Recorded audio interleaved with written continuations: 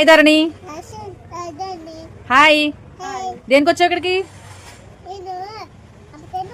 అమ్మతో వచ్చావులే. దేనికి వచ్చావు? వీడియో తీసుకోవడానికి వచ్చావా? వీడియోలో ఏం చూపిస్తావు?